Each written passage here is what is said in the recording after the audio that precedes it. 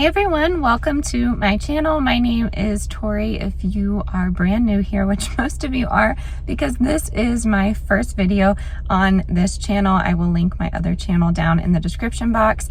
I decided to start a new channel so I can start documenting my journey with pregnancy and motherhood and all of the in-betweens that come with that. There might be some marriage content in there and anything that I see fit. So I hope you're excited to be here. This is a brand new channel, so go ahead and like this video if you enjoyed it. Make sure you subscribe if you are new. Today we are at my 20-week anatomy scan. We are a bit late to the game, so you may see some videos being uploaded here and there and maybe some YouTube shorts on my journey in my third pregnancy. So I do have a few health related, not complications, but just some additions. So I decided that a lot of women out there might have that connection. So I thought it would be good to document this journey. I always feel that there is power in community, and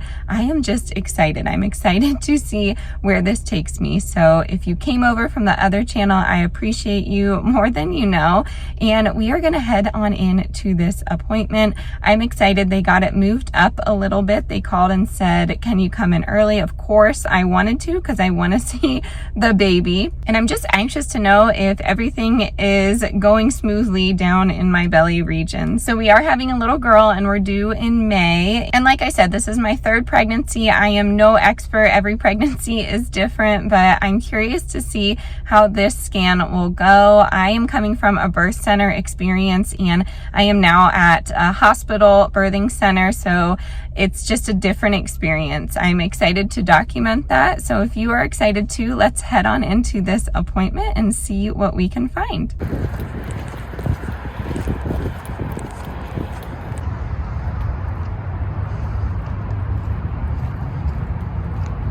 I just got out of the appointment. I was starving. That actually took around 2.5, 3 hours. But I just got a veggie burger from Good Times, and I got these jalapeno popper cheese bites. So it's just green chili. So it's not jalapeno. It's green chili and cheese, but they're really tasty. I feel like everything is about balance, because if I went into the grocery store, everything needs to be organic. And I know it's silly logic, but I am just starving. But I'm excited to sit down and chat with you about the appointment. I just wanted to give you a glimpse into what I eat as a pregnant lady. Look at this incredible sunset.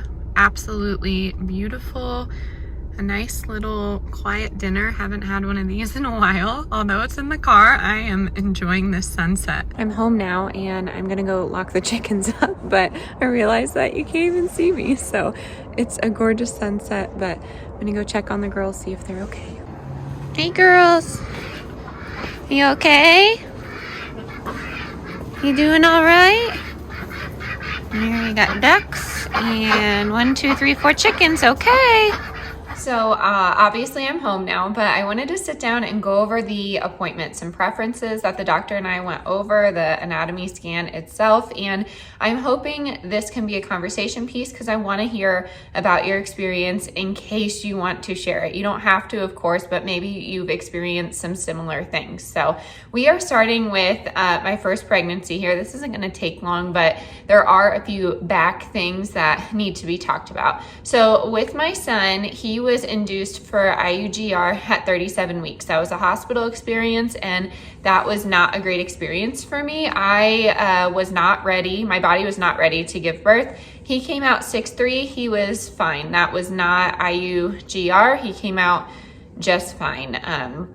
You know, and I question that doctor's, I guess, logic as to why we did that. And I never really got an answer, you know, so there were some complications with that. And then that's when I started advocating for myself and really researching pregnancy and how it relates to health. I mean, just about, you know, every avenue that you could come across. And that's what really led me down to ingredients and medications and a lot of what I talk about to this day. So I will say being pregnant with my son was my easiest pregnancy, but it was my first pregnancy and my first postpartum experience. So I think it was a little tricky for me, and I'm still not an expert. But moving on to my daughter's pregnancy, I had hyperemesis with my son, but this was no joke. I was getting sick all the time. I lost 35 pounds. Not to have too much information here, but I was vomiting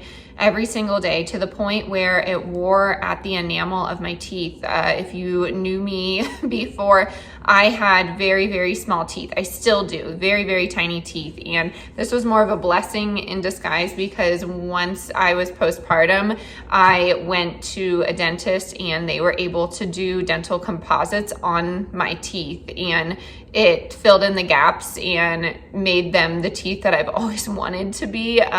But it was work. It was just like a lot of work on everything, my health, obviously my dental hygiene. It was tricky. So yeah, with my daughter, it led me to a birthing center. So I knew I would be having an unmedicated birth. I knew there were a lot of different options for me at that birth center. So I had a great experience with my daughter's birth and postpartum.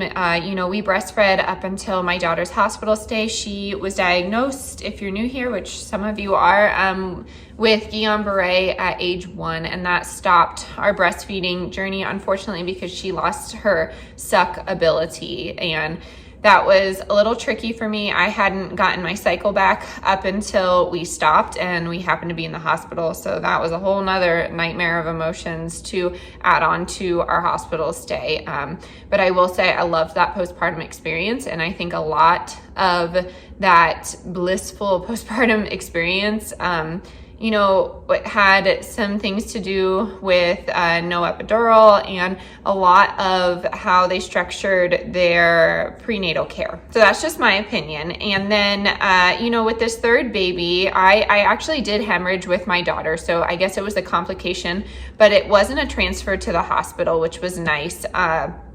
And I was fearful, and I'm also Rh negative, so my blood is rare, and you get a shot of RhoGAM at 28 weeks. I'm not informed enough to not get that shot. I think I will always get that shot moving forward if we have more kids, but that's just me. If you do something different, that's cool too. You'll probably learn that on the channel. I really don't care what you do. It's just my experience, and I love forming connections with people that can be open-minded and level-headed and not judgmental. So it's hard to open your experience like this, but it's what I want, and I think it will be really helpful for me, and I think it will be helpful for others. But moving on from the RhoGAM, I still need to get that at 28 weeks.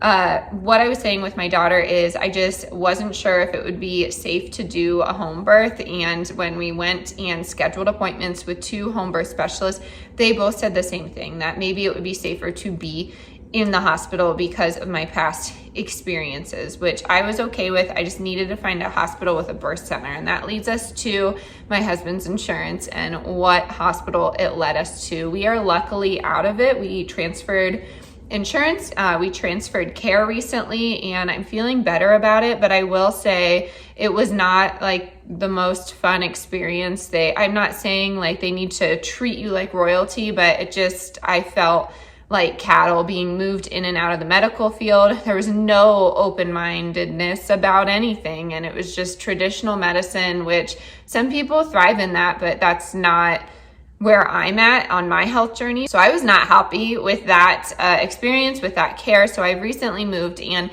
I really love this practice. They practice delayed cord clamping, which is something on my birth preference sheet. Skin to skin, golden hour, natural birth. They have birthing tubs if we want to get in there and try and figure out a way to birth. I also need to stand when I'm going through the contractions, and I understand that that might be different with this birth, but I need to be able to stand up, which with an epidural you cannot, is my understanding. Maybe there's some hospitals out there that allow you to, but you know, I think this experience is going to be a better experience because I'm getting the best of both worlds. Of course, I would love to be at home, but I'm not there yet in my birth journey. So maybe the next one if we try for another. But I will say this experience today was awesome. The anatomy scan was great. I have some photos here. But yeah, there she is. So adorable. She was so sweet the whole time. She is in a great percentile, which is a huge change because both of my kids have been small, and I was concerned for this one because I've been so sick. So I am just so happy, and we are having a girl. I knew that, but I did feel a bit rushed through the process. They did ask me to come in early for an appointment, so I don't know if that had anything to do with it. That's my only complaint, but that's just me being nitpicky. And overall, I think it was just a great experience. I met with the doctor, and she was very, very reassuring and helpful. I expressed concern with the gestational diabetes drink. I opt out of drinking that. I didn't with my son, but with my daughter I did. There are different ways that we can troubleshoot around that. She said she didn't completely close me off on my birth preferences, which was really nice because the last hospital did, and that was super lame. So I just, you know, I had a good experience, and we were talking about me being anemic. I'm anemic, and she asked about, you know, iron supplements and do I take that? And I don't. You really need to look into that. I tried at one point in my life. I wish I didn't. I try and get my iron from food, and a lot of you know that I don't eat meat, I don't eat red meat, but there's so many other ways to get iron, and I think, you know, having a doctor that's on board with that. I told her I was a recovering vegan because I was vegan, and I didn't do it right. I didn't do it right, so my health kind of deteriorated, and I was vegan for many reasons, but number one was because of animals. I have a love for animals, and I cannot hurt them or kill them. Chickens are different. I'm not actually hurting them. I'm actually giving them a better environment, and they lay eggs naturally. They just do. So that, you know, mindset has taken me so long to get to, but I am vegetarian, and I will eat fish from time to time, but that's a story for another day. A lot of people are going to have some qualms with that, but it's fine.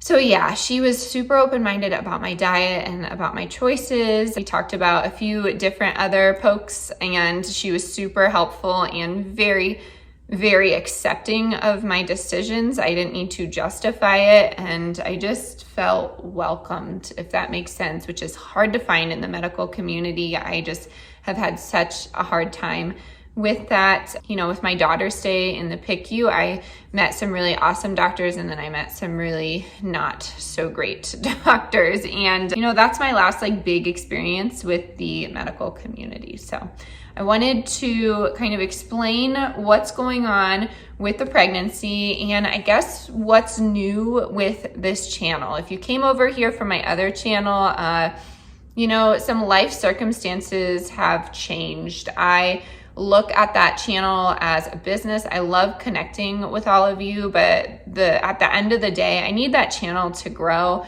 for many different reasons. And you know, something happened the other night. Everybody's okay, but it just makes me think to the future more and more, and makes me want to bring my husband home or bring him into an occupation where I know, you know, he will come home to us safely, because I have confidence in him and his ability to make the right choice in his job. He is in law enforcement, if you didn't know, but I do not have faith in criminals, and I don't have faith in them because they have no regard for human life. So, you know, just an instance that happened the other night that made me stop and think. It wasn't an experience that directly, you know, got to us in any way, but it was close enough to make me have this wake-up call. So I'm having 2 channels now, and that wasn't the number one reason. I've just been thinking so hard about a creative outlet to have. I need one, I really do. And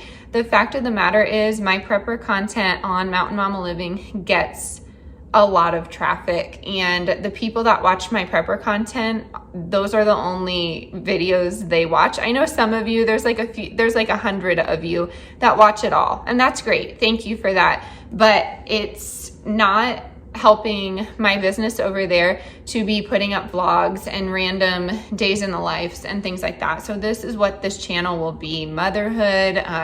It will be easier for me to do some, just shopping hauls. It will be easier for me to show you what we're cooking for dinner, some easy activities for toddlers, some life here in Colorado. It's just more of a memoir for our family, as well as some documentation so we can connect with other people out there, because I just feel like it's important. So that is why there's a new channel. I appreciate everyone for being here. I'm excited for this journey. I really am. Let me know in the comments what kind of stuff you want to see on here, because it's an open book. I don't have a schedule yet. I would like to upload 2 to 3 times a week, and I would like to continue to upload on Mountain Mama for 3 to 4 times a week, which I don't know how big of a challenge that will be when the newborn gets here. So I might batch content from time to time, but I'm excited that you're here if you are, and thank you for the support. I'm gonna sign off for the night, and I'll catch you on the next one.